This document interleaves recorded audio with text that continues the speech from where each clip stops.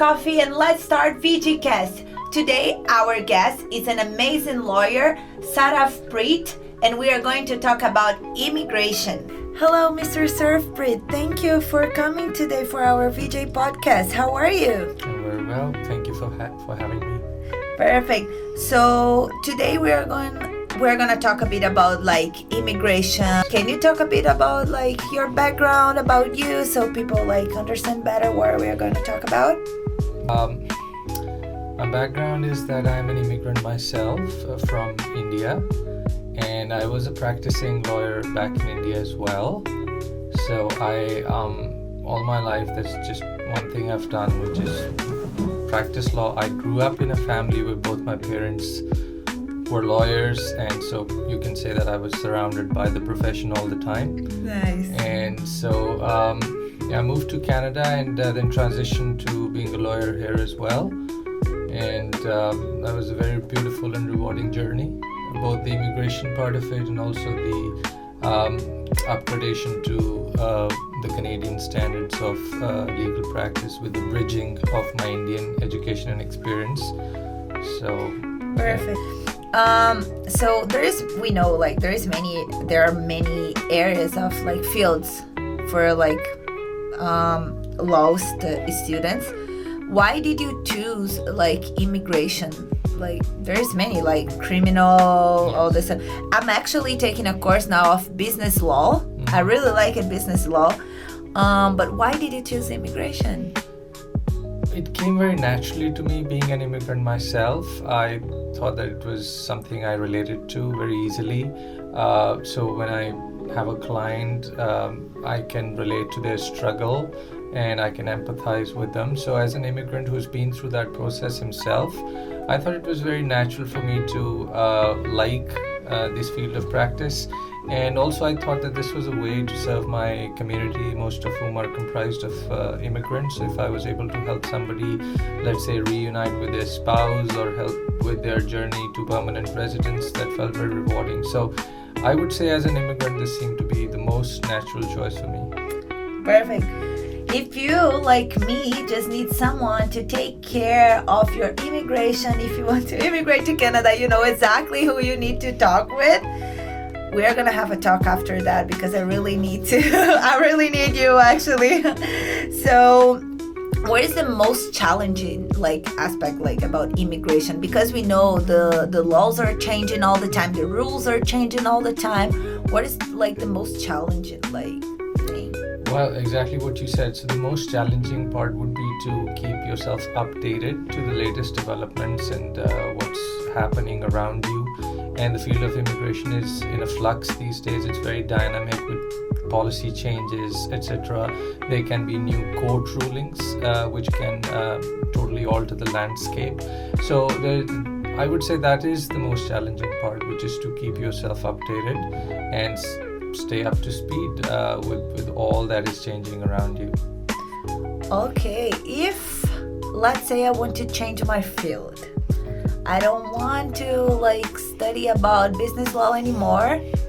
I want to study immigration. I want to be an immigration lawyer, just like you. Mm-hmm. So what would you tell me to start?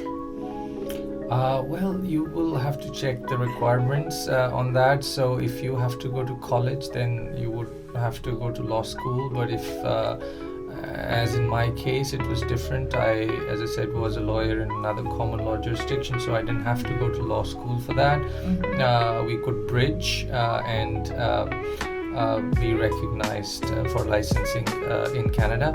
But if you're looking to switch careers or switch your field of study, then I would say definitely check with, first of all, the study requirements, and then you should also have to have a good idea of what will follow, which is as to what is required to be successful in this field and the kind of knowledge and expertise that you need to have.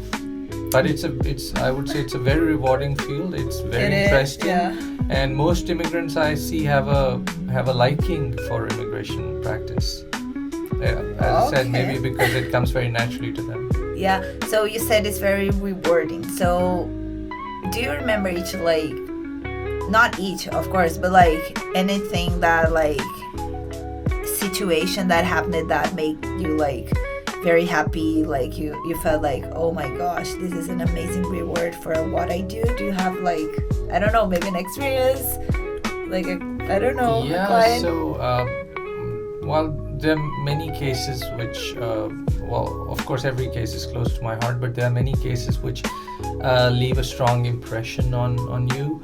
And for me, of course, there have been a fair few, but like if I think of it, very recently there was one in which a couple were reunited after 9 years of struggle, and for 9 years they were separated, and they were trying to get a visa to Canada but were refused every time. So that was a very touching story, and we had to undertake a very rigorous court battle to finally have the husband come here on a visa. So what happened was that the husband in India was applying for a spousal visa but was refused, and was also found inadmissible for 5 years because the visa officer was of the opinion that your marriage itself is fake and that you are not admissible to Canada.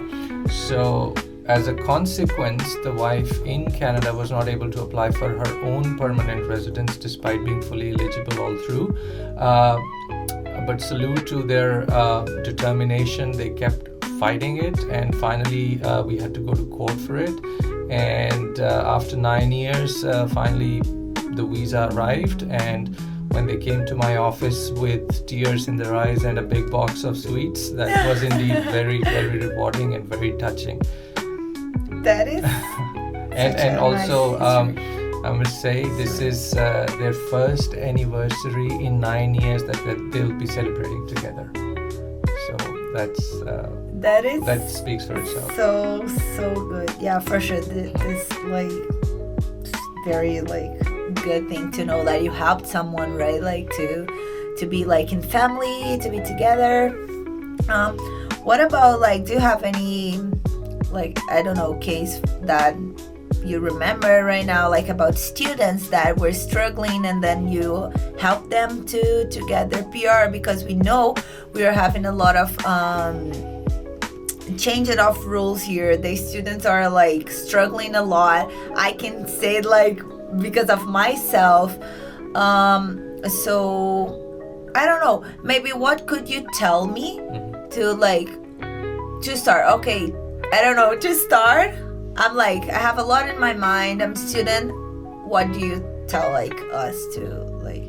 I don't know. Well, I'll refrain from giving a case-specific legal opinion right now in a particular situation. But a general piece of advice would be for all students to choose the correct study program and see what is in demand.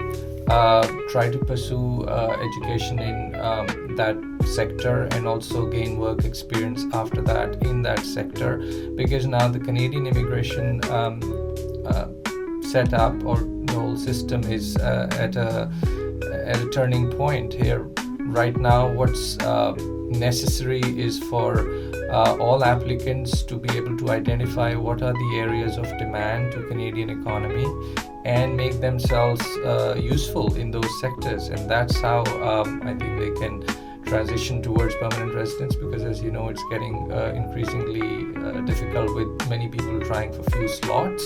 Yeah. So it would be best to have your skills aligned with the economy needs, if I may put it generally. Okay, perfect. So I got a question here from Luke. He said like, I am a student in Canada, but I'm married. I have a wife, and now I decided to immigrate. Okay, so if I understood, he came to Canada as a student and he was planning to go back to his country that I don't know where it is. And now he decided to stay. He's married. So what would be like the best thing for his wife to do? And it's easier you take like your PR being like single or married, or there is any difference?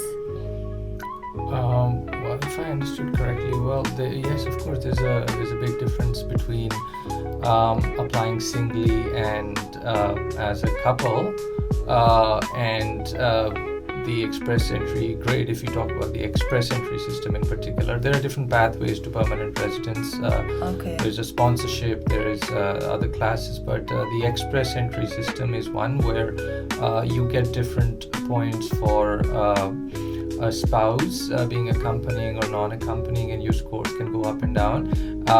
Recently, there were lots of rejections for permanent residence applications because spouses who were inside Canada on temporary resident permits, along with their partners, were declared as non-accompanying on PR files, and the files were rejected because it was IRCC's view that this is misrepresentation. When somebody is already in country as a temporary resident, why would they not be accompanying on a permanent residence application? Lots of judicial review applications have been filed in the federal court, and I believe this matter is sub judice, and there is yet to be a ruling come out either way, whether that's the right decision to hold everybody who's declaring their spouse as non-accompanying correct or not. So we'll have to wait for that. But for now, IRCC's view has been that if you are in Canada with your partner, then both of you must be applying together on the PR application. Okay. I'm not sure if I understood that question properly. That was amazing. But his wife is not here in Canada, so I think, I'm sorry, look, if I understood wrongly your question, but I think he was saying, like, is it better if his wife comes here, or it's better if he applies, like, he's here by himself and then she comes after? Oh, I see. Let me explain the finer difference between these two kinds of applications. One would be where Luke applies for permanent residence first by himself, and then later on sponsor his wife. So that is a sponsorship application, which is a different process.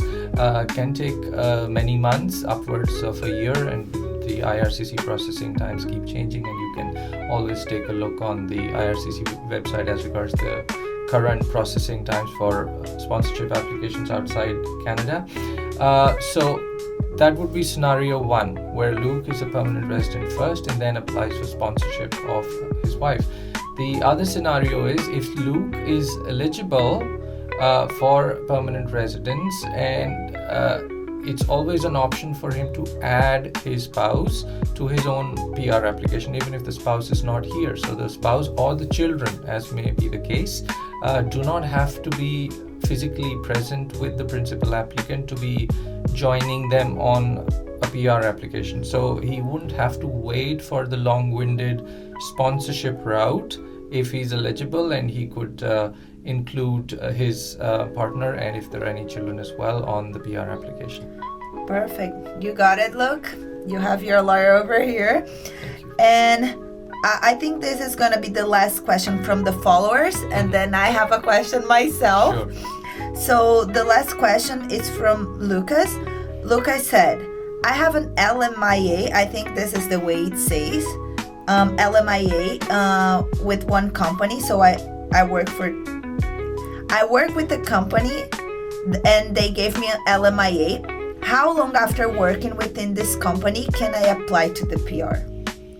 Well, that would depend upon the nature of the job, the exact job position. So an LMIA can be for a skilled job or an unskilled job. So we don't know what kind of job exactly Lucas is doing right now. But if it's a tier 0, 1, 2, or 3 job, a tier system is the system of ranking of the different skilled occupations. So then he would be eligible to apply for permanent residence under the...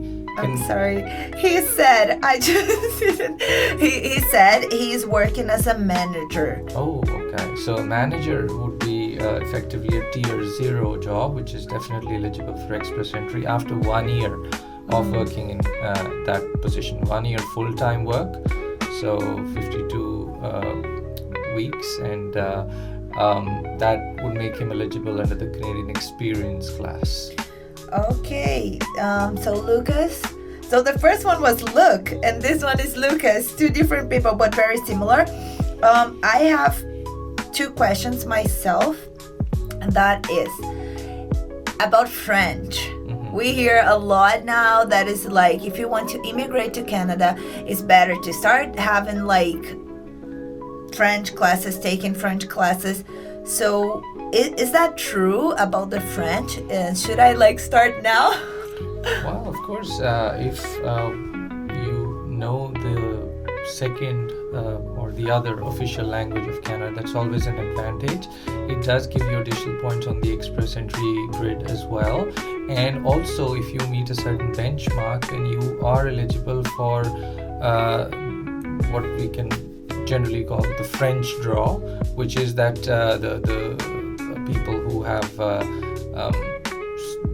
the required level of expertise in the French language would be eligible for that specific category-based draw in the express entry system itself.